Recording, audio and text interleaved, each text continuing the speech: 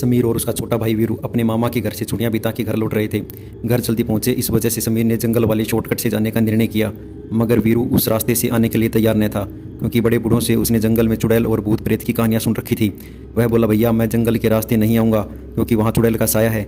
समीर बोला, तू क्यों बेकार में डर रहा है, तेरा बड़ा भाई है ना तेरे साथ, और ये भूत प्रेत चुड़ैल कुछ नहीं होता, सिर्फ मनगढ़ंत कहानियाँ होती हैं, और फिर हमें घर जल्दी पहुंचना है। किसी तरह समझा बुझा के समीर ने उसे मना लिया और कार पक्की सड़क छोड़ के जंगल के रास्ते मोड़ ली। तकरीबन 10 मिनट गाड़ी चलाते रहने के बाद उन्हें एक झोपड़ी दिखाई दी, जिसके आंगन में एक बुढ़िया झाड़ू लगा रही थी। समीर बोला, देख छोटे जंगल में कोई रहता भी है। वीरू बोला, भाई पक्का इंसान ही है ना, या फिर कोई चुड़ैल। समीर बोला, तू कितना डरपोक है, तू कहीं ले जाने के लायक नहीं है, तू सो जा। इतना बोल के समीर उस पर हंसा। आगे चलकर थोड़ी देर बाद उन्हें फिर से वही झोपड़ी दिखाई दी और वही बुढ़िया आंगन में बैठी थी। वीरू बोला, समीर भाई देखो, वही बुढ़िया और झोपड़ी यहाँ फिर से आ गए, लगता है कि आज हम मरने वाले हैं।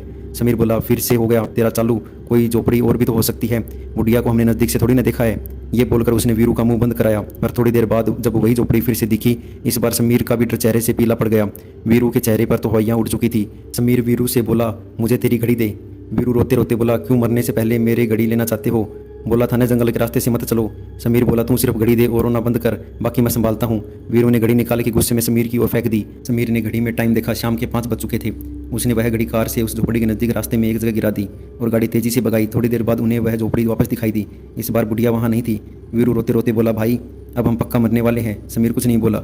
झोपड़ी के नज़दीक पहुंचकर उसी जगह उसने गाड़ी रोक दी तो उसे वीरू की घड़ी पड़ी हुई मिली। उसमें समय हुआ था 5:10। समीर समझ गया कि वह किसी छलावे के फंदे में फंस गए हैं। उसने वीरू को घड़ी दे दी। समीर ने उससे कहा कि तू गाड़ी में ही रुक, मैं उस भूतनी से मिलकर आता हूँ, और झोपड़ी की ओर चल दिया। वीरू चिल्ला रहा था, भैया वहाँ मत जाओ, वो चुड़ैल है चुड़ैल। फिर अचानक वीरू के गाल पर एक चमाट पड़ा और आवाज़ आई, घर आ गया छोटे, उठ जा।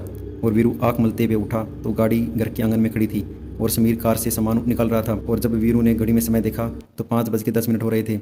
समीर ने आके पूछा कि तू नींद में क्या बड़बड़ कर रहा था? आज हम मरने वाले हैं, आज हम मरने वाले हैं। समीर की बात सुनकर वीरू खुद पे हंसने लगा।